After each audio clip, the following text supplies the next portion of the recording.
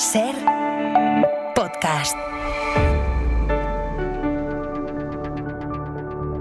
Tiempo para el análisis, tiempo para el abierto en esta mañana de jueves previa a la ola de calor, porque si piensan que hasta ahora han pasado calor, lo que viene este fin de semana no están los escritos, todavía no está documentado que en un mes de junio pueda hacer tanta calor y va a hacer muchísimo calor.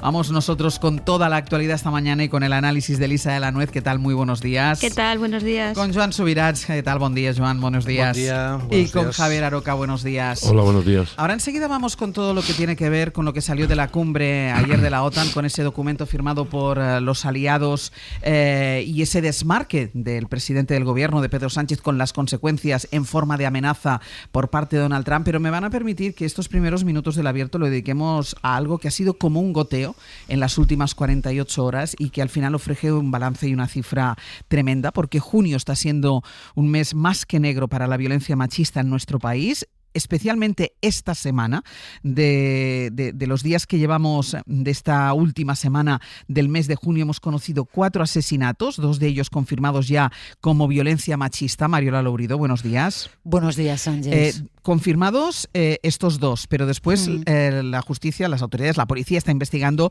otros 2 casos más, uno en Las Palmas de Gran Canaria, otro en Guadalajara, y de confirmarse, solo en el mes de junio habrían sido, mes que todavía no ha terminado, habrían sido asesinadas 6 mujeres y un niño por violencia machista. Sí, 5 crímenes machistas confirmados en este mes de junio, 3 de ellos en menos de una semana. El último en Algemesí, doble violencia de género y vicaria. Alejandra y su hijo asesinados por la pareja.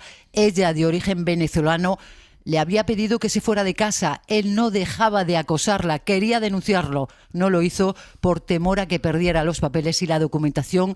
Lady Rodríguez es su cuñada. Estos casos sí pasan, son reales y que las mujeres tenemos que denunciar a tiempo, ¿vale?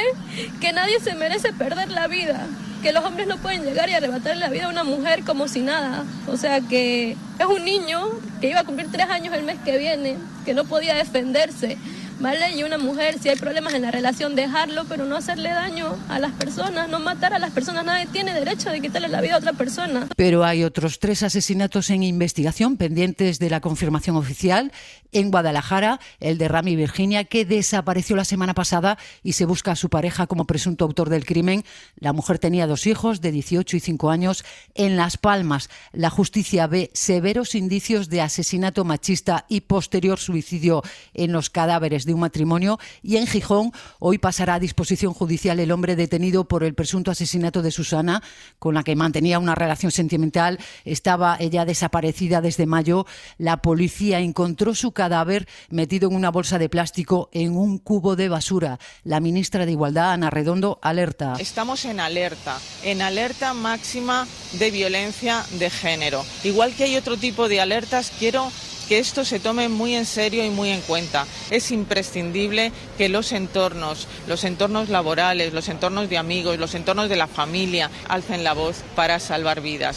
La ministra recuerda que el 30% de los asesinatos se producen en verano, en julio, agosto y septiembre. Ayer se reunió de urgencia con el ministro Marlaska de Interior ante este junio negro, que con estas cifras y estos casos se elevaría a 20 los asesinatos de mujeres este año y de 3 menores. Cifras más que alarmantes haciendo este recorrido, sobre todo en lo que ha pasado en esta última semana, y por eso, Mariola, preocupa, yo creo que es muy, muy preocupante el informe que publica esta mañana el Ministerio de Juventud, porque en ese informe advierten de que casi 1 de cada 4 jóvenes, hombres, creen que la violencia machista es un invento ideológico, y esa cifra es una cifra que se ha duplicado en los últimos 4 años. Sí, es que aumenta de manera significativa el negacionismo de la violencia de género entre toda la juventud. Avanza especialmente entre los hombres jóvenes.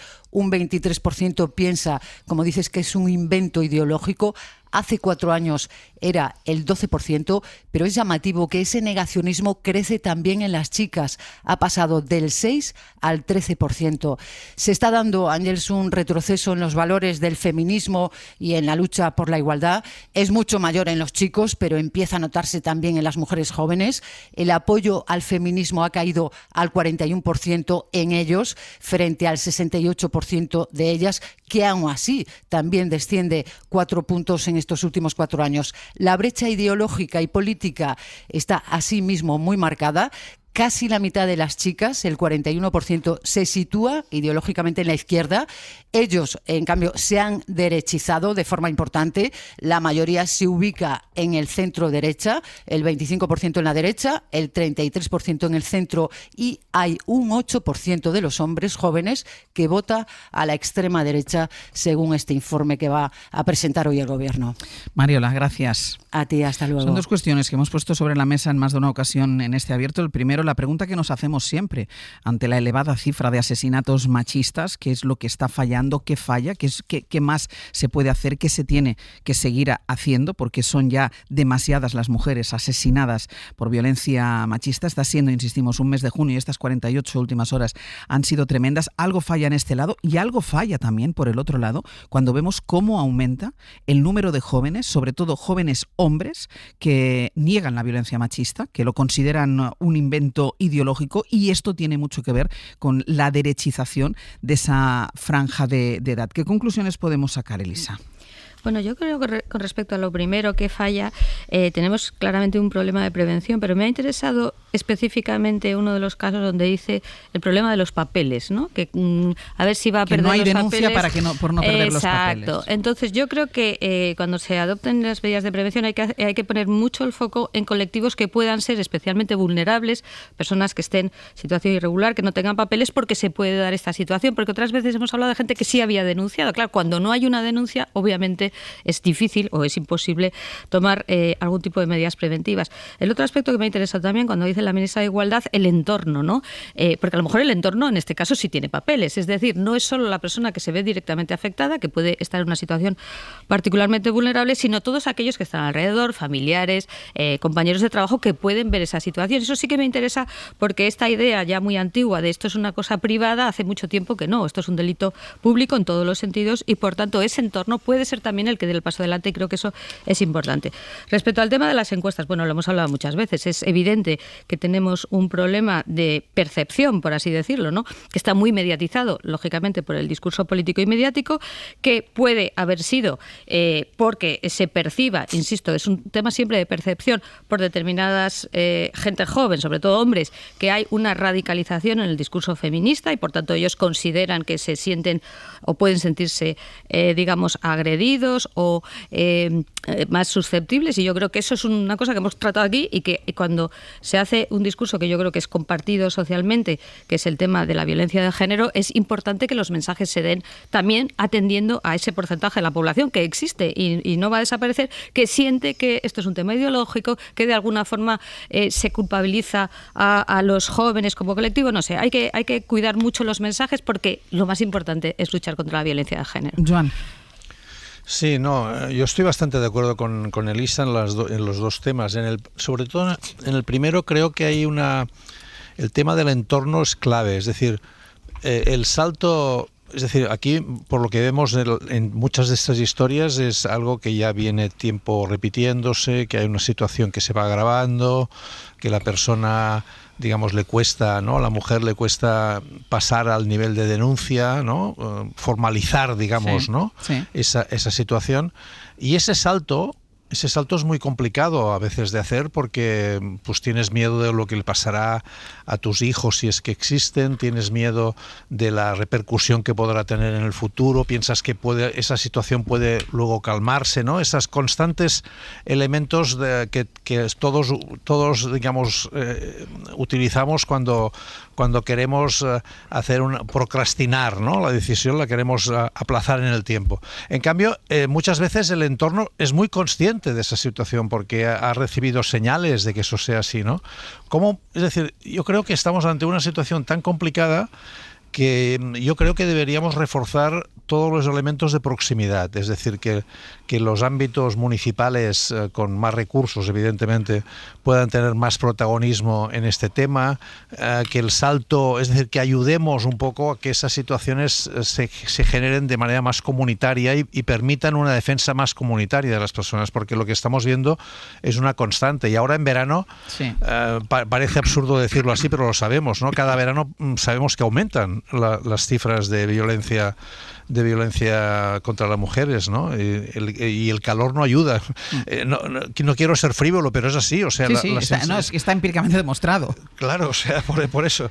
Y luego realmente en relación al tema de los jóvenes, yo creo que allí la cosa es mucho más, es igual de estructural y tiene también raíces muy profundas. Es decir, que al lado de los elementos que habéis comentado en relación a las dinámicas o lo que son las creencias de los jóvenes en relación al tema del género, etcétera, luego te das cuenta en esa encuesta de que somos el país en el que las jóvenes tardan más tiempo en irse de casa, donde es más, digamos, difícil emanciparse y entonces no podemos, digamos, evitar pensar que muchos de los elementos cada vez más significativos en la perspectiva de autonomía de los jóvenes están basados en la herencia, en de quién eres hijo, y eso también se transmite desde el punto de vista de los valores, es decir, el miedo a ser autónomo. Yo creo que esos elementos,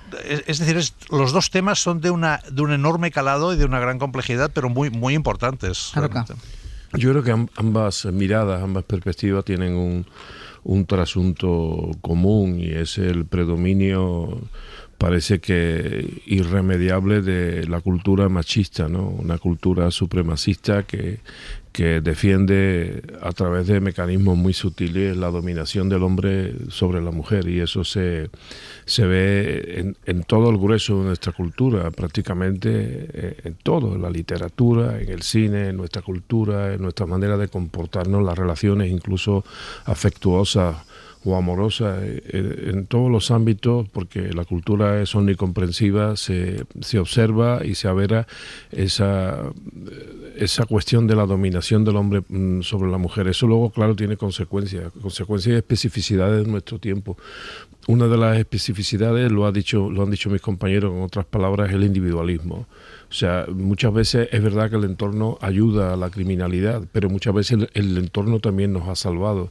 Esas familias extensas, antiguas, esa proximidad en los vecindarios, esa proximidad en los bloques, hoy no, hoy es prácticamente ni conocemos al vecino de al lado, ni sabemos sus circunstancias personales, ni sus tragedias, y esa individualización pues ayuda mucho a que la gente camine por estos derroteros tan complicados.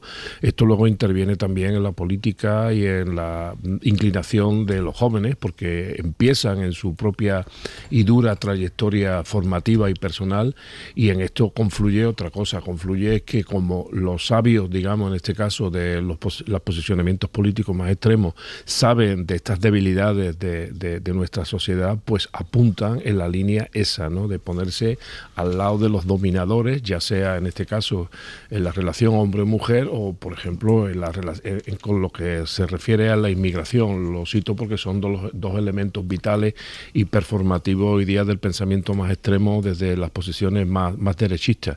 Es un cóctel tremendo, ¿no? Y lo único que nos queda al resto de la gente que no estamos en esa dialéctica, resistir, abundar, seguir hablando, seguir proponiendo medidas de todo tipo, de toda naturaleza, legislativas, sociales, artísticas. Es decir, hay que erradicar de nuestra cabeza el que el hombre es superior a la mujer. El día que erradiquemos eso, probablemente no haya desaparecido tampoco la violencia, ni siquiera el negacionismo, pero desde luego creo que habremos dado un paso civilizatorio muy importante. En uno de los asesinatos se cumplen, y hemos hablado, yo lo hablaba antes Elisa, la vulnerabilidad, porque escuchábamos a la cuñada de la víctima y tía de la víctima, porque recordemos que en uno de los casos ha matado a la mujer y ha matado al hijo, que todavía no tenía ni 3 años, y la cuñada explicó, primero pidió que denunciaran, pero el entorno conocía perfectamente cuál era la situación, porque contó que la madre de la víctima dormía con el teléfono pegado porque la hija le había pedido: duerme con el teléfono porque tengo miedo y en cualquier momento te puedo llamar. No sé si hubo llamada, y si la hubo, en cualquier caso no llegó a tiempo. Ahí se juntaron la vulnerabilidad de un colectivo inmigrante, pues a menudo sin papeles, aunque una parte, y lo decía Elisa, aunque una parte pueda tenerlos, pero protegiendo a aquellos que no los tienen. Es decir, que era una situación que reunía toda esa vulnerabilidad. Incluso, en este caso, el entorno era conocedor del caso, pero entiendo que compartían la inseguridad y el miedo por la pérdida de los papeles. El Abierto, Ser Podcast. En el abierto, Elisa de la Noe, Joan Subirats y Javier Aroca. Vamos con la cumbre de la OTAN que finalizó ayer y al menos por ahora parece que la alianza sigue viva a pesar del regreso a escena, y mira que se ha notado, de Donald Trump en los Estados Unidos. El disruptor en jefe recibió todo un masaje en el ego por parte de sus aliados, que aceptaron prácticamente sin rechistar, prácticamente sin debate alguno, esa exigencia de elevar el gasto militar hasta el 5% del PIB. Solo hubo uno de los dirigentes europeos, el presidente del gobierno español, Pedro Sánchez, que se plantó ante ese acuerdo. Fue un desmarque que no gustó en absoluto al presidente de los Estados Unidos, que en la rueda de prensa posterior a la cumbre amenazó a España con represalias comerciales si no se pliega a sus deseos. Luego nos contará Enrique García Pozo qué pasó dentro, pero es verdad que dentro no hubo el debate ni hubo ese señalamiento directo a Pedro Sánchez, pero fue duro y contundente a preguntas de periodistas españolas, además, cuando amenazó Donald Trump a España. Escuchen. Creo que es terrible. Lo que está haciendo España es el único país que no va a pagar todo. Se va a quedar en el 2%. Creo que es terrible y lo están haciendo bien. La economía va muy bien, pero puede saltar por los aires si sucede algo malo. Es el único país que no está pagando. ¿Eres española? Sí. Enhorabuena, sois el único país que no está pagando. No sé cuál es el problema, creo que es una lástima. Así que lo compensaremos. ¿Sabes qué vamos a hacer? Lo que haremos es negociar un acuerdo comercial con España para hacerles pagar el doble. Hablo en serio, vamos a obligar a España. Me gusta España, conozco a mucha gente de España. Es un gran lugar y con buena gente, pero España es el único país de todos los países que se niega a pagar, ¿sabes? Quieren aprovecharse, pero tendrán que devolvérnoslo a través del comercio, porque no voy a dejar que esto suceda. Es injusto, es injusto. ¿Va a negociar directamente con España sobre...? Voy a negociar directamente con España. Lo haré yo mismo. Van a pagar. ¿No pagan? Pues más dinero de esta forma. Deberías decirles que paguen. Eres periodista, diles que rectifiquen y que se unan a los países que van a pagar el 5%. Bueno, pues estaban cargándole a la periodista que le hacía las preguntas, periodista de La Vanguardia, que le dijera a Sánchez que tendrá consecuencias si no rectifica con esa intención de solo aumentar el 2,1% del PIB para el gasto en defensa. Corresponsal comunitario de la SER, Enrique García Pozo. Buenos días. ¿Qué tal, Ángeles? Buenos días. Se quedó solo Pedro Sánchez en la defensa de esa flexibilidad en el gasto en defensa. Fue solo también en la fotografía, después lo analizaremos. Yo creo que fue una soledad buscada por el propio presidente del gobierno, pero es verdad que nadie de los aliados salió en defensa del presidente español, aunque algunos de estos aliados en privado digan lo mismo, que es imposible gastar ese 5% en defensa sin quebrar el sistema de bienestar. Sí, bueno, más allá de esa foto o de la distribución de los líderes que efectivamente responde siempre al protocolo muy medido, y más en una cumbre como esta, e incluso si queremos quitando hierro a lo poco hablador que estuvo el presidente antes de esa reunión, cuando lo cierto es que nos tiene acostumbrados a imágenes de largas y cálidas charlas con sus colegas en este tipo de cumbres, momento, por cierto, en el que ayer no buscó a Donald Trump, no lo hizo ni en los minutos previos ni tampoco en los minutos posteriores a esa reunión. Bueno, más allá de esa soledad para algunos, lo cierto es que España, si tenemos que hablar de soledad, tenemos que ir al fondo del asunto, y es que la realidad es que ha sido el único aliado que ha llevado hasta el final su tesis, convirtiéndose casi en la antítesis de un Trump que venía a La Haya presentándose como el gran artífice, el responsable de que los colegas díscolos comiencen de una vez a hacerse responsables de ellos mismos, asuman su mayoría de edad y comiencen a pagar lo que no han estado pagando en las últimas décadas, porque en una cumbre en la que prácticamente todos los aliados se han echado a los brazos de un Trump que, mimetizado con Rutte, repetían que ayer se ponía fin a una injusticia histórica, Pedro Sánchez ha sido prácticamente el único primer ministro que ha ido cuestionando hasta el final los objetivos que ha hecho suyos Rutte, que no es necesario gastar el 5% y que de hacerlo se pondría en riesgo el estado del bienestar. Y aquí digo prácticamente el único, porque Eslovaquia se sumó después de que abriera este melón Sánchez, y porque Bélgica, que primero pedía máxima flexibilidad en el calendario, ha ido reculando su discurso a medida que se acercaba la cita, hasta apostar por la ironía y soltar eso lo hacía ayer el primer ministro belga, el liberal Bart de Wever. It would be great to see that you can do what is calculated to be 3.5 for 2.1. As Pedro Sánchez has said, if he can do so, he's a genius. Que si Sánchez puede conseguir cumplir con sus objetivos con un 2 0,1% del gasto demostraría que es un genio y que esa genialidad inspira. El caso belga es muy ilustrativo porque ayer su primer ministro reculaba, decía que cumpliría con el objetivo de gasto, pero en paralelo el Parlamento el día anterior, el Parlamento belga aprobaba un plan de defensa para elevar el gasto al 2% hasta 2032, porque ayer, Ángels, escuchamos muchos compromisos políticos, aunque prácticamente nadie los bajó al suelo para explicar a su auditorio cómo alcanzarían esos objetivos, sobre todo países con una deuda pública similar o superior a la española. ¿Es el caso de Bélgica o es el caso de Italia? Spagna ha firmato esattamente lo stesso documento che abbiamo firmato noi e vi aggiungo anche cuya primera ministra aclaraba que Italia ha firmado lo mismo que España, y la falta de concreción podría sugerir que ayer hubo mucho de coreografía medida para satisfacer a un Trump que salía de esa reunión hablando de éxito hasta que dos compañeras españolas le preguntaron por España. Rutte zanjaba también cualquier duda sobre los compromisos de España. La Alianza decía no tiene dudas de los compromisos de España con la Alianza, aunque mantenía su discrepancia con el gasto que mantiene Sánchez. Estamos de acuerdo en el desacuerdo, decía. La declaración final, en cualquier caso, de 5 párrafos, se centra en el gasto, amplía el calendario de compromisos a 2035 y recoge también la importancia de impulsar la industria de defensa, como recalcaba o subrayaba también el presidente francés Emmanuel Macron. Que los europeos pensent leur sécurité de demain. Que subrayaba la importancia de ser autónomos, que los europeos seamos autónomos para poder protegernos, para poder protegernos, y que como el resto de líderes está ya este jueves aquí en Bruselas, donde en 2 horas comienza la última cumbre europea del curso político. Vamos a ella también, porque es verdad que tú has estado en La Haya cubriendo esa cumbre de la OTAN, estás de regreso a Bruselas, está a punto de empezar, a partir de las 9:30, si no me equivoco, empiezan a llegar ya los jefes de Estado y de Gobierno a esta cumbre europea, muy marcada, como también tenía que estar marcada la cumbre de la OTAN por el contexto internacional, con Irán, con Gaza, con Ucrania, y en la que los 27 van a tratar de afianzar su estrategia de rearme conjunta tras el pacto que alcanzaron ayer en La Haya. De alguna manera es como la continuación.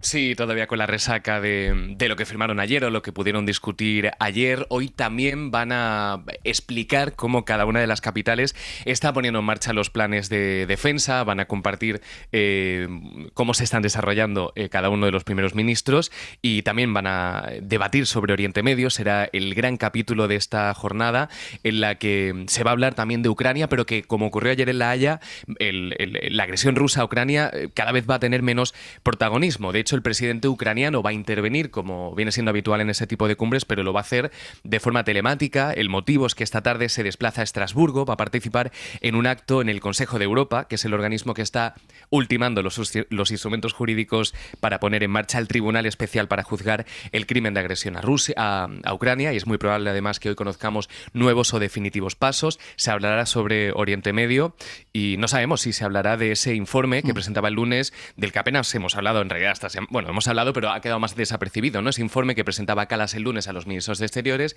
diciendo que Israel incumple su compromiso en materia de derechos humanos, por tanto se incumple un artículo del acuerdo de asociación, pero la conclusión de los ministros de Exteriores el lunes fue esperar y aplazar cualquier decisión al respecto. Pues quedamos a la espera de la llegada de los líderes y el inicio de esa cumbre europea en Bruselas. Mantenemos la línea abierta, Enrique.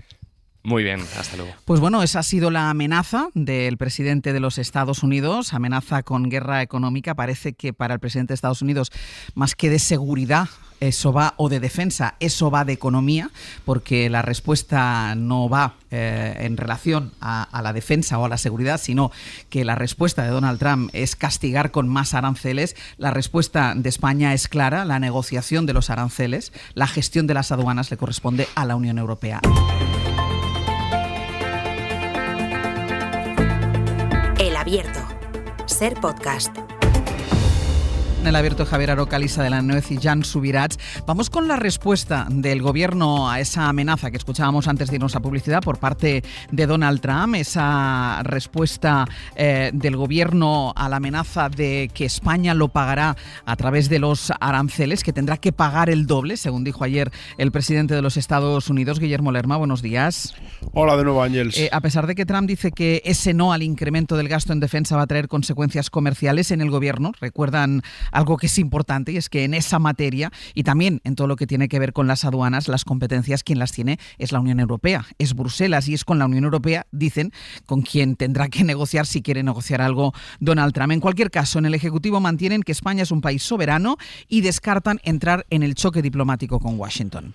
Sí, el gobierno rebaja el alcance de esas declaraciones de Trump, creen que forman parte de su retórica habitual y por eso rechazan dar por ahora, como decías, una respuesta diplomática, a pesar del fondo de las acusaciones y del tono empleado por el presidente de Estados Unidos. En la Moncloa confían en que no habrá una represalia real por parte de ese país y para crear eso se aferran a un hecho, y es que ni a puerta cerrada en la cumbre ni durante la negociación previa con el secretario general de la OTAN, el presidente de Estados Unidos se ha opuesto de manera formal a la posición de España sobre el gasto en defensa. En cualquier caso, la orden en el Ejecutivo es no propiciar una escalada dialéctica. Se limitan, como hacía ayer el ministro Carlos Cuerpo, a recordar que la relación comercial con Estados Unidos se hace a través de la Comisión Europea y no de manera bilateral. En materia comercial, España es un socio esencial en esta relación transatlántica. Es una relación ya duradera, profunda que tenemos con Estados Unidos, tanto a nivel bilateral como desde el punto de vista de la Unión Europea. Es la relación entre la Unión Europea y Estados Unidos comercial más importante del mundo. Este es un tesoro. El Ejecutivo niega haber forzado el choque con Estados Unidos. Desmintió, de hecho, el propio presidente ayer en su rueda de prensa que la distancia del resto de líderes mostrada en la foto de familia o antes del inicio de la cumbre fuese buscada. De hecho, Sánchez solo contestó a las acusaciones de Trump a bordo del avión presidencial y lo hizo sin elevar el tono contra él. España siempre es la solución, nunca es el problema. Nosotros aportamos soluciones. Defendemos con convicción nuestras posiciones y creo que además son compartidas por la mayoría social de nuestro país. Pero lo cierto es que lo ocurrido da a Sánchez oxígeno político, Ángels, en medio de la crisis que le ha abierto el caso de Santos Cerdán. El presidente ha encontrado un argumento para defender que frente a los que le piden elecciones, la coalición debe seguir y lanzó este dardo al líder de la oposición. España tendría que destinar de aquí al año 2035 más de 300.000 millones de euros. ¿De dónde salen esos recursos? ¿De más impuestos a la ciudadanía? Cuando yo escucho al jefe de la oposición y a la oposición criticar la postura que ha tenido el gobierno de España, me queda claro que si hoy hubiera otro presidente del gobierno, aquí, hoy España habría firmado el 5% del Producto Interior Bruto en defensa. El gobierno defiende, Ángels, que lo que ha hecho Sánchez es defender precisamente la soberanía de nuestro país y hacer que la voz de España se oiga fuera de nuestro país. Guille, gracias. Hasta luego. Claro que se plegaron todos los aliados con Rutte a la cabeza. Es verdad que después hubo alguna matización como el del líder belga, pero se plegaron todos a la voluntad de Donald Trump, de ese aumento del 5%. El único que queda al margen es Pedro Sánchez, que mantiene lo que él había negociado con Rutte y es esa flexibilidad que le permite llegar al 2,1%, a pesar de que esto conlleve esas amenazas arancelarias del presidente de los Estados Unidos, con lo que demuestra, lo decía yo antes de la publicidad, que para Donald Trump esto va de economía y no va tanto de defensa ni de seguridad. Bueno, pero eso que va de economía norteamericana además, o sea, estadounidense, o sea, no de economía. De beneficios para Estados Unidos. Lo que le hubiera gustado es volver a Washington con una factura pro forma por valor de el sumatorio de todos los miembros de la OTAN en compra de armamento de su país para ganarse una vez más la simpatía del gran lobby armamentístico que está gastando ingentes cantidades de dinero tanto en Ucrania como en Israel o donde quiera que intervenga los Estados Unidos. Pero yo tengo una visión hasta cierto punto, yo mismo la califico de pintoresca y me ha ayudado a reafirmarme en mi posición las risas de Meloni comentando la firma del documento, ¿no? Cuando yo era chico, cuando queríamos hacer una cosa y había muy pesado, decíamos, vale, sí para que te calle. Entonces yo creo que ayer hubo un acuerdo, sí para que te calle, quitando el señor Sánchez, que hizo una coreografía muy adecuada y que desde luego mantuvo el tipo y la dignidad del gobierno y del Estado español. El resto le dijeron, bueno, vale, te firmamos esto, pero ya veremos. ¿Por qué digo esto? Digo, porque hasta ahora casi nadie de la OTAN ha cumplido nunca con su objetivo económico. Y yo dudo muchísimo que lo vayan a cumplir. Hay que recordar que las próximas elecciones norteamericanas son el 7 de noviembre de 2028, o sea, antes que expire todo esto. Y bueno, yo creo que le han pegado un boleón a la pelota y han dicho, vamos para adelante y ahora tú persígueme para que yo me gaste el dinero. Yo creo que eso es lo fundamental que ha pasado. Y claro, desde el punto de vista político, evidentemente efectivamente esto ha sido muy conveniente para Pedro Sánchez. Por ejemplo, escuchando ahora la rueda de prensa, la comparecencia de señor Trump, cuando contesta a una periodista de La Vanguardia, creo que ha dicho, española, pues le dice: la economía española va estupendamente. Yo creo que el trumpismo español tiene que tener un cabreo hoy. Habrán llamado allí a Washington y digo, hombre, no diga usted más en España que la economía española va tan bien, porque es que nos está hundiendo usted el discurso. Pero es que lo ha dicho el señor Trump. Y después demuestra, por muy presidente que sea, bueno, ya sabéis que la mayoría de países hispanoparlantes le llaman el rey tonto, o taco, ¿no?, que es el acrónimo de sus propias tonterías, sus propios fracasos.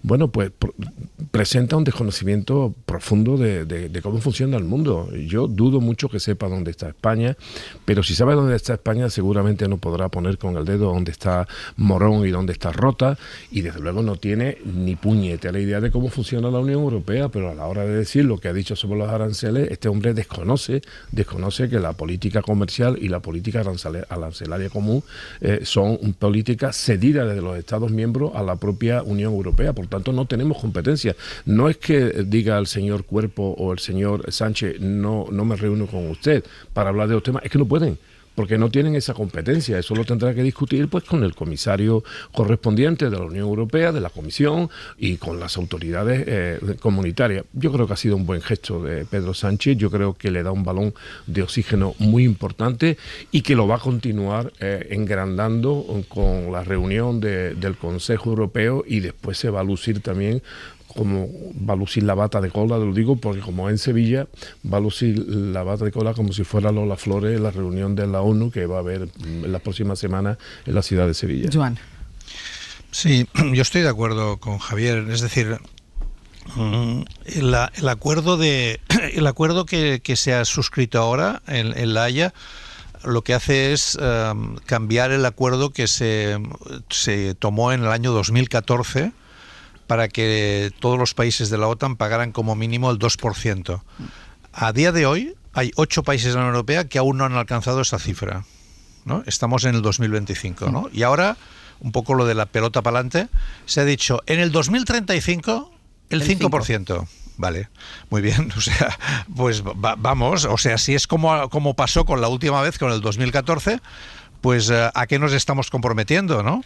A satisfacer las exigencias, y esto es cierto, de un país que es Estados Unidos, que es el que está poniendo toda la carne en el asador en el tema militar, tanto en tecnología como en información, muy por encima del resto de países de la OTAN. Esto es cierto, pero al mismo tiempo es el principal vendedor de toda la tecnología militar. Por lo tanto, allí, digamos, el negocio se lo cuecen entre ellos, y el máximo beneficiario de este aumento de gasto de defensa, por ahora, porque no hay una capacidad autónoma de Europa en este sentido, va a ser Estados Unidos. Hablar del 5% es brutal, porque, a ver, la gente a lo mejor cuando dice el porcentaje sobre el PIB no sabe muy bien a qué nos referimos. Pues, por ejemplo, para tener un ejemplo, el 5% del PIB en España se dedica a educación, más o menos, el 7% a sanidad y el 11,7%, si no voy equivocado, a pensiones. El gasto en educación superior, en universidades, no llega al 1% del PIB para 1.300.000 estudiantes que tienen las universidades públicas. Bueno, realmente gastarnos ahora, o sea, pasar de menos del 2% al 5%, ¿de dónde va a salir este dinero? Es decir, estamos hablando realmente de cifras muy significativas. Es decir, todo el gasto educativo en España es del 5%. El gasto en sanidad es del 7%. ¿Queremos realmente, digamos, empezar a recortar gasto en políticas de bienestar que son claves en este momento, cuando aumenta la desigualdad, digamos, con las incertidumbres que existen sobre el futuro, para satisfacer las exigencias propias de un señor que solo entiende el lenguaje del poder del comercio y el poder militar? Son los dos únicos, y además en este caso es el mismo, el poder militar y el poder comercial es el mismo. que es una especie de vendedor que es Trump. Yo lo encuentro realmente que la posición de España ha sido digna, muy digna en ese sentido, muy realista, y el resto de países lo que han hecho es satisfacer a la posición extrañísima de Mark Rutte, haciendo un papelón que creo que es impresentable. Sí, yo, estando de acuerdo con vosotros, creo que aquí todo el mundo ha salido ganando. Vamos a ver, la OTAN sigue viva, que el secretario general de la OTAN lógicamente tiene interés. Trump puede volver a Estados Unidos a decir, no soy un pagafantas, uso esta expresión porque me gustó mucho, no sé a quién se lo leí, diciendo, ya no dejo de pagar a estos señores que viven a mi costa, ahora ellos se van a comprometer y además nos van a comprar las armas, fenomenal. Y Pedro Sánchez le viene fenomenal, como habéis dicho, este balón de oxígeno, yo puedo decir, he mantenido mi postura, no comprometo el estado del bienestar. Es decir, todo el mundo sale ganando en la escenografía, que estoy totalmente de acuerdo contigo. Esto es una coreografía, es una puesta en escena y luego ya veremos de aquí al 2032, al 2035, en qué se concreta, cuando además, eso sí que lo quiero decir, es que eso se tiene que concretar en acuerdos después en los parlamentos nacionales que te tienen que votar o no votar. Por tanto, yo creo que todo el mundo ha salido contento, pero sí quería hacer una reflexión más de fondo, que es el tema de la seguridad europea, que eso sí que va en serio, ¿no? Y yo creo que aquí sí que hay claramente, más allá del tema de la OTAN, la necesidad de, sobre todo los países que tienen frontera con Rusia, que son unos cuantos en la Unión Europea, de realmente tener autonomía en materia de defensa. Y esto no es una cosa que se construye de la noche a la mañana, es una cosa que hay que hacer con cabeza, con tiempo y con dinero, y ese sí que es un tema real, más allá de la escenografía de ayer. Y ahí sí que creo que la postura de países como España, que no tienen el problema, digamos, tan cerca, sí que se puede ver como una falta de solidaridad con aquellos países como Polonia, como Alemania, con los países del este, que realmente tienen un problema muchísimo más cercano, que es básicamente el tema de Rusia. Por tanto, yo estoy totalmente de acuerdo, escenografía, todo el mundo sale contento, todo el mundo puede vender a su electorado, a sus ciudadanos, pero la realidad es la necesidad de una industria, de una autonomía de seguridad en Europa, y eso está por hacer. Ahora voy contigo, Aroca, porque decía Elisa que, estando de acuerdo con lo que habías dicho tanto tú como Joan Subirats, ella sí que cree que hace falta una reflexión sobre la seguridad europea, pero como había hecho referencia antes Subirats al papelón que está haciendo el secretario general de la OTAN, Mark Rutte, papelón que conocíamos pero que ya descubrimos y tuvimos toda la certeza después de que el propio Donald Trump hiciera públicos los mensajes que se habían intercambiado él y Rutte, en el que Rutte hablaba de Trump y hacia Trump en un lenguaje absolutamente adulador. Bueno, pues ayer en su comparecencia, después de que se cerrara la cumbre ya con las conclusiones sobre la mesa, Rutte dijo esto.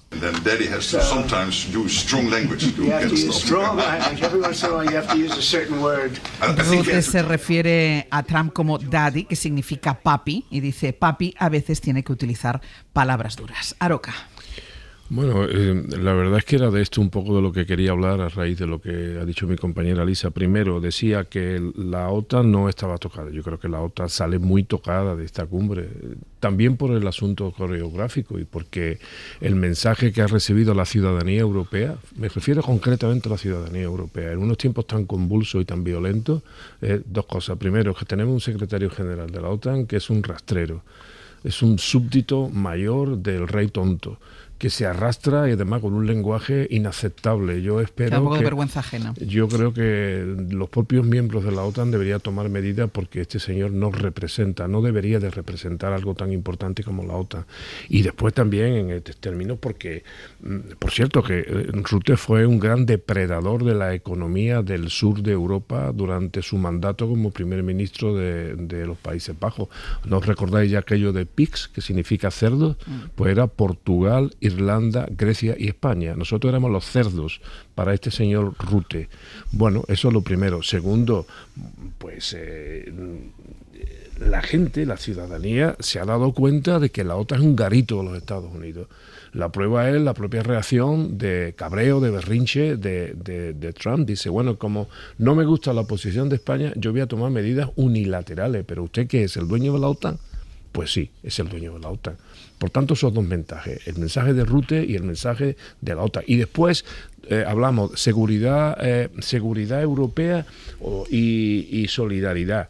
Bueno, es la gran ocasión hoy de empezar a hablar de seguridad europea, de invocar nuestros propios tratados y crear verdaderamente un pilar europeo de defensa, que es como se llamaba antes. Por ejemplo, a ver si convencemos al señor Merz, al canciller de la Alemania Federal, de que efectivamente hay que construir una Europa de la defensa, pero con presupuestos europeos. no cada uno con lo suyo, con presupuesto europeo, como se construyen otras políticas de la Unión Europea. Solidaridad del este, pues sí, y con el sur también, porque que yo sepa, el sur también es un sur geopolíticamente complicado. Por cierto, hablando de solidaridad, el ejército español está en el este, ¿eh? El ejército español está en el este, o sea, no está acantonado en sus cuarteles del sur, no, está en el este. Elisa.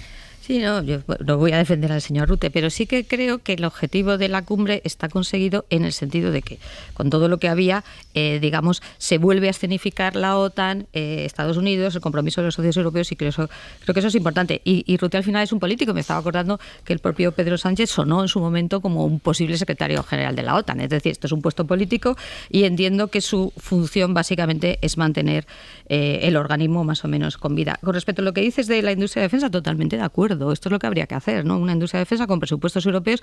También hay que saber que esto es a medio y largo plazo, que no se construye de la noche a la mañana. Y sí me parece interesante destacar esa solidaridad en el sentido de que si la Unión Europea es, como su nombre indica, una unión, tú tienes que acudir a aquellas fronteras, sean las del sur o sean las del norte, o sean económicas o sean geopolíticas, digamos que en un momento dado se encuentran en esa situación pero más de vulnerabilidad.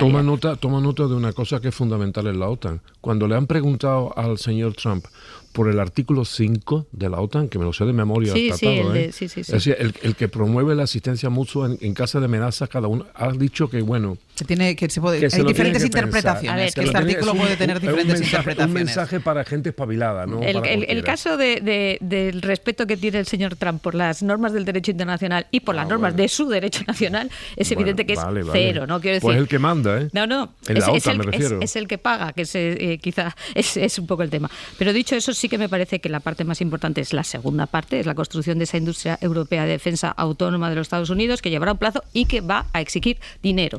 Y por tanto, yo creo que esa concienciación de los ciudadanos europeos de que necesitas tener esa autonomía en seguridad es algo importante y que le tocará a cada gobierno nacional explicarlo en sus respectivos parlamentos, especialmente en aquellos sitios donde la amenaza no es tan cercana. Lo que pasa es que la propia idea de la OTAN, ¿no?, surgió tras la Segunda Guerra Mundial como una respuesta, entre comillas, occidental a la amenaza que representaba la URSS. A partir del 89 se estuvo discutiendo mucho qué sentido tenía la OTAN en aquel momento, etcétera, etcétera. Ahora vuelve a aparecer, digamos, en los últimos años por la amenaza rusa. La amenaza y la concreción de la amenaza. Y la concreción de la amenaza, exacto. Y, por ejemplo, países que se habían mostrado tradicionalmente neutrales en este sentido, como Finlandia y Suecia, se apuntaron a la OTAN. Por lo tanto, incluso ayer apareció allí Zelensky, ¿no?, que precisamente la presencia de Zelensky es de las cosas que más seguramente digamos, disgustaron a Putin, porque precisamente la posibilidad de que Ucrania forme parte de la OTAN sería vista como una amenaza directa contra la seguridad rusa. Es decir, estamos en una situación de este tipo. Entonces, y viendo cómo funciona Trump, que solo entiende la lógica del matonismo político y del chantaje y después de la negociación comercial, Europa, lo de tener autonomía estratégica en tema militar no es algo, digamos, para pasado mañana, es para mañana, porque realmente la situación geoestratégica mundial exige este cambio. Por lo tanto, yo creo que es en cierta parte contradictorio, ¿no?, lo que pasó ayer en La Haya con lo que hoy pueda pasar en Bruselas, ¿no?,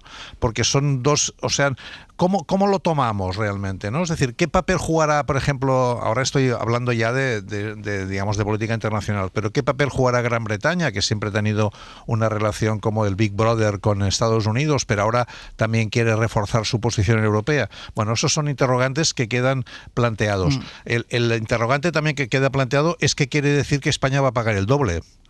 Porque claro, esto luego ya sabemos que, como ha dicho antes Javier Aroca, demuestra la ignorancia de Trump, porque ya sabe que eso no va a pasar directamente con España, porque no hay una relación comercial directa entre Estados Unidos y España, sino a través de Europa. Pero puede jugar Estados Unidos la carta de grabar, digamos, productos específicos españoles para conseguir que el aceite, el jamón, para poner dos ejemplos clásicos, u otros, lleguen a tener, digamos, una afectación significativa comercial? Es porque ahora tenemos que ver si estas amenazas se cumplen y cómo se gestionan desde Europa, ¿no?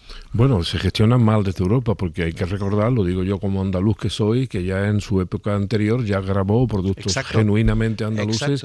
Y la Unión Europea, y por cierto una parte muy importante también del Estado español, nos dejó abandonados. Luego, por tanto, repasemos la historia, que parece que las cosas ocurren solamente ex novo, no, llueve sobre mojado.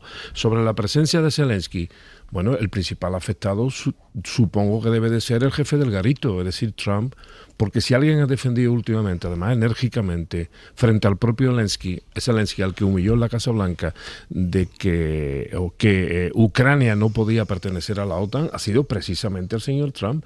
O sea, por tanto, aquí es donde están todas estas disfunciones que al final, pues uno empieza a dudar de que verdaderamente se esté hablando de defensa, que verdaderamente se esté hablando de seguridad y que no se esté hablando de industria armamentística para socorrer a la industria norteamericana y mantenerla, y para crear una nueva industria en Europa que probablemente en algunos aspectos no tenga demasiado sentido, aunque algunos pues defienden que tenemos que ser, además de lo que somos, una potencia militar. Yo no estoy tan de acuerdo, yo estoy más de acuerdo en los dividendos de la paz que no los dividendos de la guerra. Ya sé que soy muy antiguo, pero uno tiene su corazoncito. Y por cierto, hablando antes de perjudicados y no perjudicados, desde el punto de vista doméstico, me refiero español, quien sale directamente tocado de todo esto es Feijóo, Aznar, Abascal y la señora Díaz Ayuso. Ahora iremos a la repercusión que tiene aquí en España y la reacción que hubo ayer a lo largo de todo el día, después de que se conoció, bueno, esa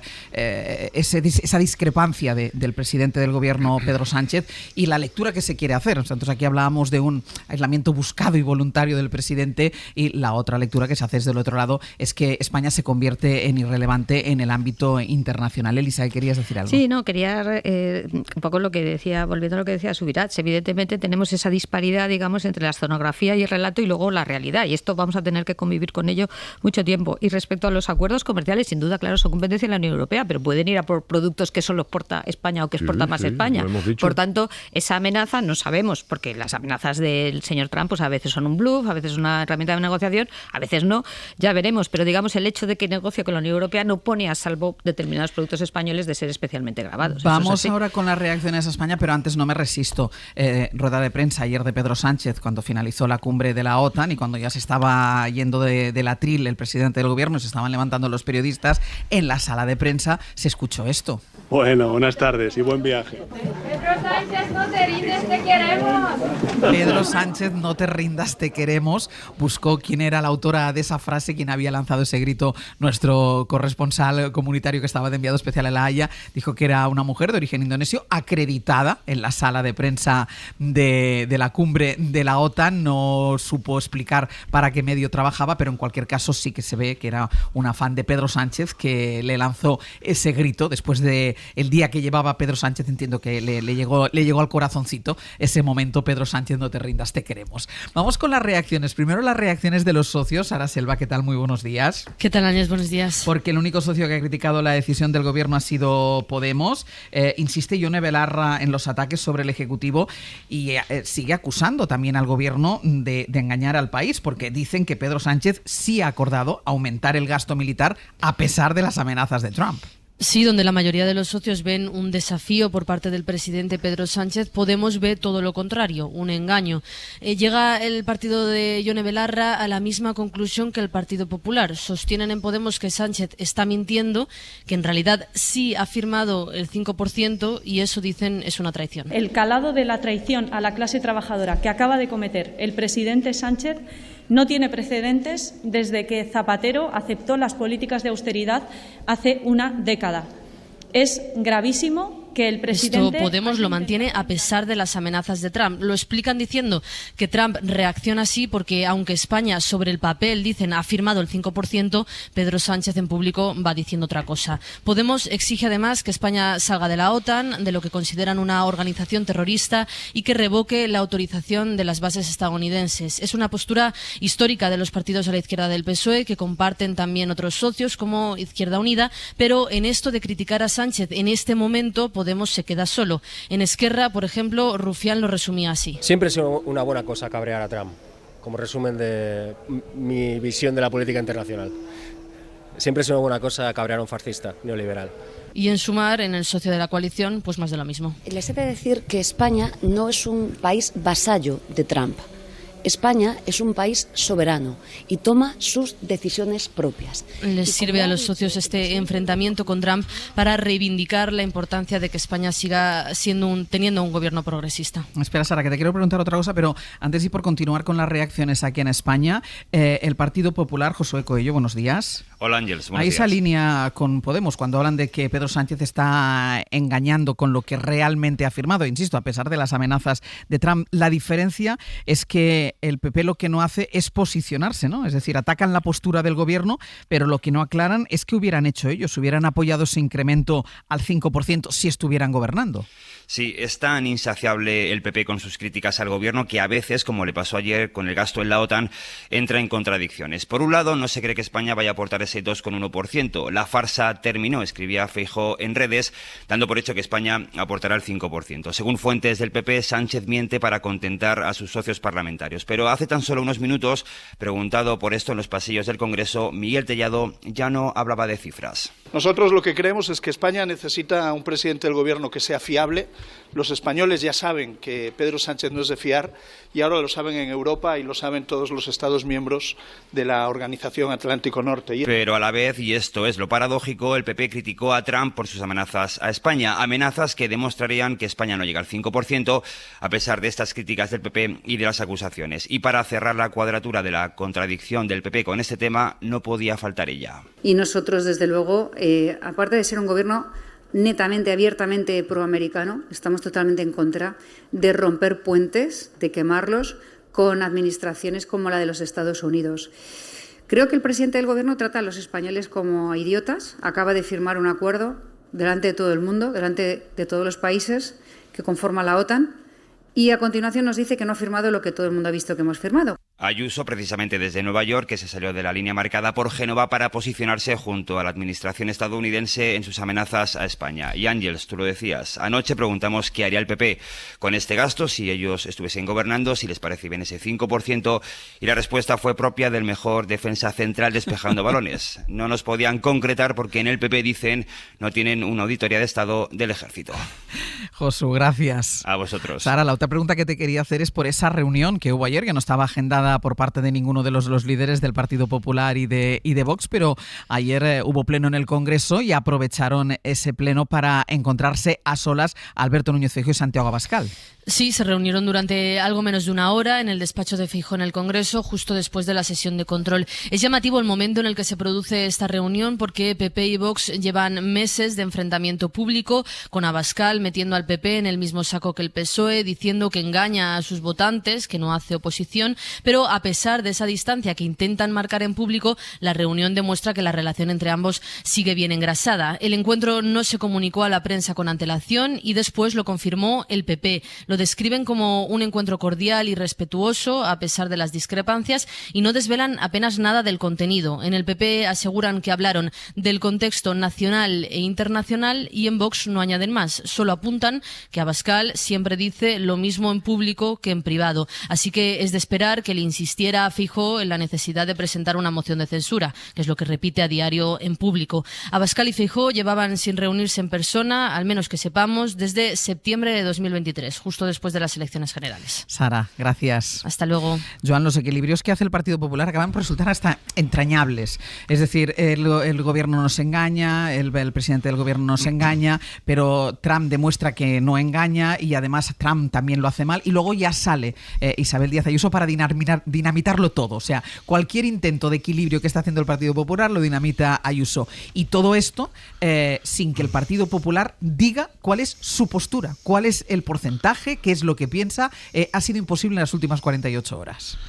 Sí, yo creo que esa es una contradicción que va a ir creciendo. Es decir, en Europa, digamos, la posición de la derecha que representa aquí en España el Partido Popular es una posición bastante más clara que la del Partido Popular en estos temas, ¿no? Es una posición muy claramente a favor de la construcción europea, de una cierta autonomía de Europa en relación a Estados Unidos, a pesar de mantener las alianzas que están previstas en la OTAN, pero es muy distinta la posición, en cambio, de los partidos de extrema derecha, que están más a favor de una Europa de las patrias, de una Europa de los nacionalismos, y menos de una Europa fuerte y más articulada. Y aquí no sabemos muy bien cuál es la posición del Partido Popular, ¿no?, en este tema. Es decir, si abondaría en la lógica de la Europa de las patrias, que es una Europa muy contradictoria con la hegemonía de Estados Unidos, una vez más. Es decir, si eres tan patriota y tan nacionalista, ¿cómo es que te pliegas a las exigencias de un país como Estados Unidos, que ya sabemos que tiene una lógica imperialista muy tradicional? Y entonces, ¿cuál es tu posición en Europa? Esas contradicciones son constantes en este tema, ¿no? Y yo creo que son muy evidentes en toda la posición de la extrema derecha en Europa. La reunión de ayer de Feijóo y de Abascal, que no sé si pretendían que fuera secreta, porque si la hicieron en el Congreso, me imagino que es un sitio menos propicio para intentar hacer una reunión secreta, es el Congreso, ¿no? Por lo tanto, algo querían demostrar con esto, ¿no? ¿Qué querían demostrar? Y mi hipótesis es que los del Partido Popular intentan demostrar que no hace falta que, si estás más a favor de Ayuso, tengas que votar a Vox para reforzar tus posiciones, y los de Vox era advertirles por parte de Abascal que no hace falta que, si quieres derrotar a los socialistas, tengas que votar al PP porque tienen más posibilidades de tener números, sino que en el fondo votar al PP o votar al Vox es lo mismo, porque es, digamos, intentar sacar a Sánchez de la Moncloa. Yo creo que esa foto, y una foto que no existe, digamos, pero esa reunión, sí, yo creo que tiene esa lógica. Bueno, ninguna sorpresa con el Partido Popular, me refiero a que no tenga propuestas. Es que no se conocen propuestas prácticamente de nada, ¿no? Incluso cuando comparece en la Casa de la Palabra, en el Parlamento, se dedica a gritar y a gesticular, pero nunca ofrece una alternativa ni un proyecto reconocible que pueda ser asumido por una parte del electorado, y además desaprovecha sus grandes ocasiones, como por ejemplo podría ser una moción de censura donde pusiera todo su programa, pero hay pistas. Es decir, no dice nada del 5%, pero ya sabemos que al Partido Popular no le importaría reducir gastos sociales en educación pública, en sanidad pública, es decir, en todo lo que forma parte de su programa y que ya viene practicando a la luz, no en las penumbras, en las comunidades autónomas donde gobierna. Por tanto, ninguna sorpresa. Bueno, que oculta siempre sus pensamientos, sí, porque no deja de tener miedo escénico, ¿no?, a la realidad de este país, que es un país plural, es un país sociológicamente, aunque las encuestas no lo digan, mayoritariamente progresista, y en donde sus posiciones con respecto a la OTAN y al patriotismo exhibido por Pedro Sánchez, pues puede ser incómodo. Con respecto a la reunión que han tenido, bueno, pues una reunión entre afines.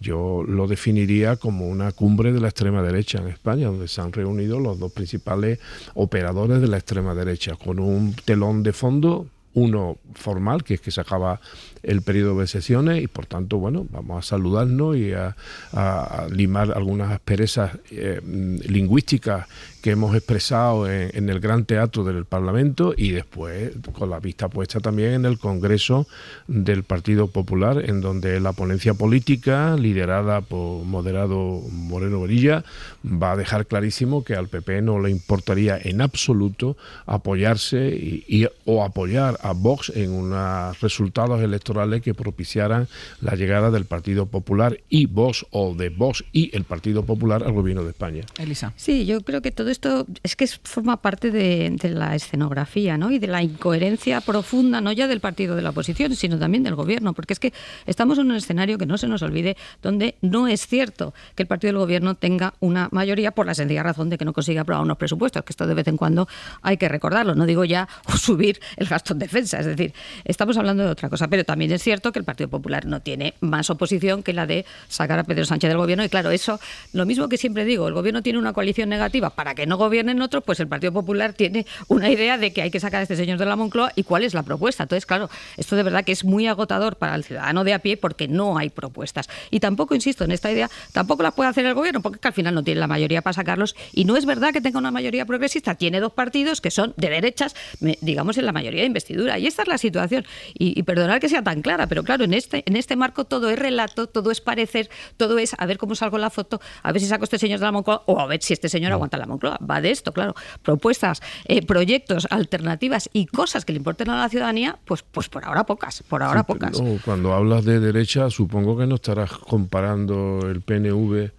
Pero son partidos de derechas, ¿no? Sí, bueno, pero vale, yo no comparo nada. Lo que digo es que no puedes hablar de una mayoría progresista en el Parlamento, yo que no soy de derecha puedo hablar perfectamente bien de Angela Merkel, que era una señora de derecha. Me parece fenomenal que hables de Angela Merkel. Yo hablo de los partidos que cuentas en una mayoría progresista. Lo que quiero decir es poner bajo un mismo manto crítico al Partido Popular, que está demostrando veleidades con la extrema derecha, con el PNV, que tiene sectores incluso progresistas dentro de su seno, progresista dentro de lo que es la visión más simple de lo que es la política en España, y que ha demostrado muchas veces, siendo un partido nacionalista, ser más partido de Estado que la propia derecha carpetobetónica española, me parece que es injusto. Yo no he dicho, no comparo nada, digo que tú no puedes contar como mayoría progresista dos partidos de derechas, y no digo nada más. Progresistas son los que van para adelante y regresistas los que van para atrás, y el PP es un cangrejo podemos político. Cambiar el concepto, no. Podemos cambiar el concepto para que el PNV sea más progresista que nadie. Sí, pero un cangrejo no es, luego. No, pero lo sí que es cierto que, digamos, esto ya se dijo en la investidura de Pedro Sánchez, en la última. Salió el portavoz del PNV, que ahora es el máximo dirigente del PNV, y dijo: usted está ahí sentado y va a ser presidente de gobierno, y apuntó a Vox. Usted está ahí sentado y va a ser presidente de gobierno porque la alternativa es Vox. Sí. Y mientras pase esto, usted va a ser presidente de gobierno. Claro, uno va a ser presidente del gobierno, Joan, y al otro le va a costar ser presidente del gobierno si no tiene una mayoría absoluta. Exactamente. Obviamente, pero lo que no tienes es un programa, digamos, como diría, una estrategia unificada, y lo vemos cuando de vez en cuando votan en contra de lo que propone el gobierno, porque ellos tienen un electorado al que tienen que atender. Bueno, esto es así, como es lógico. La tradición europea del 45, digamos, voy muy atrás, es la que une muchos de estos partidos, desde la democracia cristiana y los conservadores hasta los socialistas e incluso el comunismo berlingueriano. Esto une a la Europa del 45, y ahora estamos delante de la amenaza de aquellos que fueron derrotados en el 45 y que quieren revancha. Bueno, si lo tomamos así es muy distinto. Pero no solamente los derrotados del 45, sino en España los vencedores del 36. Bueno. Es decir, esta derecha no se caracterizó por su oposición al franquismo, sino es una derecha que surge del franquismo, cosa que no se puede decir, insisto, del PNV.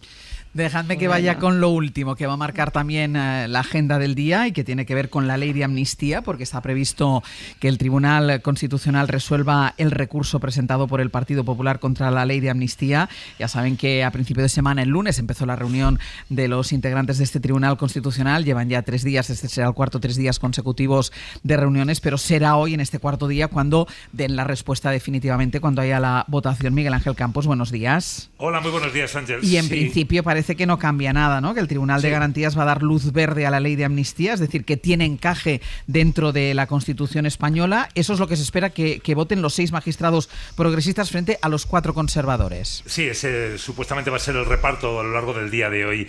El de ayer fue un día decisivo para el Pleno de la Amnistía, que se celebra desde este pasado lunes, como decías. Correspondía debatir si la ley tiene encaje en la Constitución, y la mayoría progresista concluyó que se ajusta a los preceptos de la Carta Magna, por lo que son partidarios partidarios de rechazar el recurso del Partido Popular contrario a la norma aprobada por el Parlamento. Recordemos, el lunes se rechazó elevar cuestión prejudicial al Tribunal de Justicia de la Unión Europea. El martes los magistrados convinieron que una ley de amnistía en abstracto tiene cabida en la Constitución porque no la prohíbe expresamente. Y ayer, si la Constitución admite una ley concreta como esta, que ha sido refrendada por el Poder Legislativo, que tiene preeminencia sobre el resto de poderes del Estado, recalca el Constitucional. El debate fue menos tenso de lo esperado porque 3 de los 4 magistrados de la llamada bancada conservadora, Arnaldo, Espejel y Tolosa, apenas participaron. La ponencia definitiva de la vicepresidenta Inmaculada Montalbán será votada y aprobada hoy jueves, según fuentes del Tribunal de Garantías, un texto que va a ser enriquecido, dicen estas mismas fuentes, con las numerosas ideas introducidas a lo largo de las distintas sesiones del debate. Conoceremos el resultado a lo largo del día, ¿no? Sí, se espera que antes de las 2 de la tarde esté ya. Pues aquí lo contaremos en la cadena SER. Campos, gracias. Hasta luego.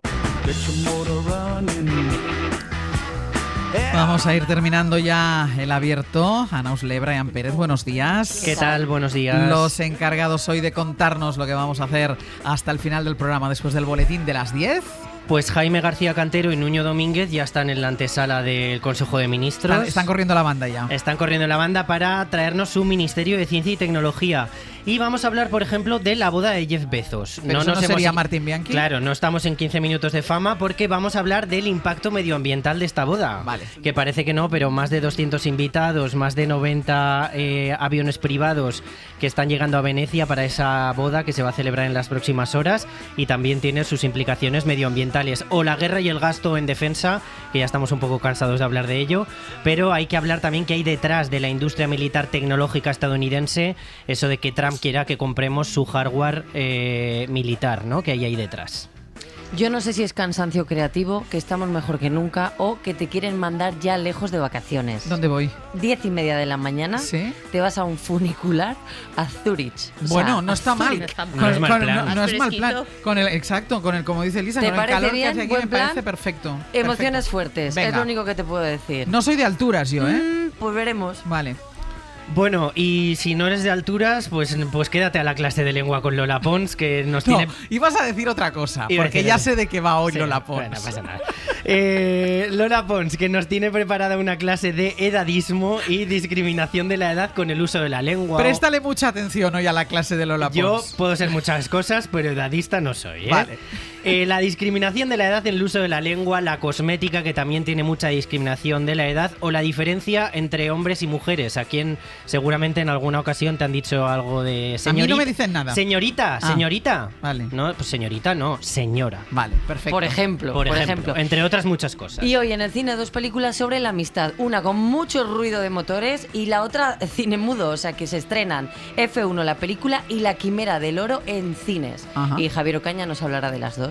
Y vamos a terminar en Al Dente con Ainhoa Aguirregoitia, que ya la semana pasada ya empezamos con el modo verano con las conchas y los bivalvos, y hoy vamos a seguir por esa senda con la nevera del verano. Vale. Los básicos que tenemos que tener sí o sí en la nevera durante el verano, y para ello, además de una lista de productos, vamos a dar 15 platos básicos con sus consiguientes 15. recetas. 15. ¿Nos va a dar tiempo? Nos Qué va a dar bien. tiempo muy breve para 15 días de vacaciones, por Pues es ejemplo. una maravilla, 15 días, Así 15 que platos. la gente tiene que estar súper pendiente. Papel y lápiz, vayan preparando. Javier Aroca, Lisa de la Nuez, Joan Subirats, hasta la semana que viene. Hasta luego. Adiós. Hasta luego.